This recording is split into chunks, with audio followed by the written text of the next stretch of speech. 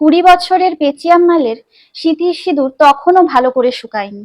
বিয়ের মাত্র 15 দিন।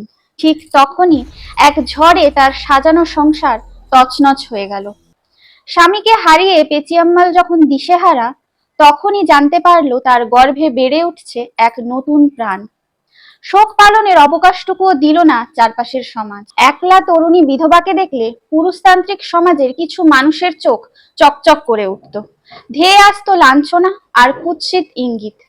কন্যা সন্তানের জন্ম দেওয়ার পর পেঁচিয়াম্মালের লড়াইটা আরো কঠিন হয়ে গেল। নিজের সম্মান আর একরত্তি মেয়ের নিরাপত্তার কথা ভেবে প্রতি রাতে শিউরে উঠতেন তিনি। অবশেষে এক নিঝুম রাতে এক অবিশ্বাস্য সিদ্ধান্ত নিলেন তিনি। পরদিন ভোরে গ্রামের মন্দিরে গিয়ে নিজের লম্বা কালো চুলগুলো কেটে ফেলে উৎসর্গ করে দিলেন ঈশ্বরের পায়ে। পরনের শাড়িটা ছুঁড়ে ফেলে গায়ে জড়িয়ে নিলেন একটা মোটা শার্ট আর একটা লুঙ্গি।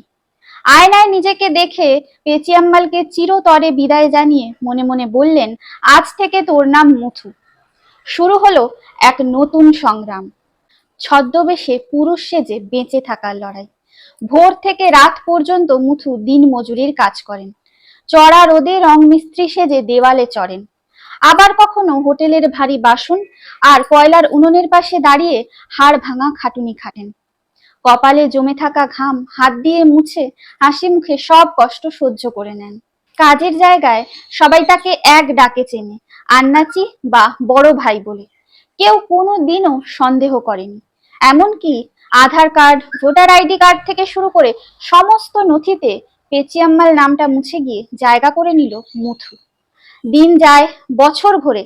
এইভাবে কেটে গেল দীর্ঘ 36টি বছর। মায়ের সেই কঠোর ত্যাগের আড়ালে সুরক্ষিতভাবে বড় হয়ে উঠল তার মেয়ে।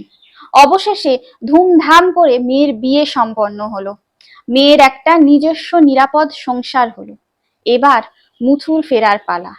ছদ্মবেশের সেই শক্ত খোলসটা ভেঙে দীর্ঘ 36 বছর পর দুনিয়ার সামনে তিনি প্রকাশ করলেন তার জীবনের সবচেয়ে বড় গোপন সত্য। বললেন, আমি কোনো পুরুষ নই, আমি পেঁচিয়াম্মাল। মুহূর্তে স্তম্ভিত হয়ে গেল গোটা চত্বর। এতদিন যে সমাজ তাকে একজন কঠোর পরিশ্রমী পুরুষ হিসেবে সেলাম ঠুকে গেছে, তারা আজ মাথা নত করলো এক অদম্য সংগ্রামী মায়ের সামনে। নিজের নারীত্ব আর যৌবন বিসর্জন দিয়ে যিনি মাতৃত্বের এক অনন্য ইতিহাস লিখে গেলেন।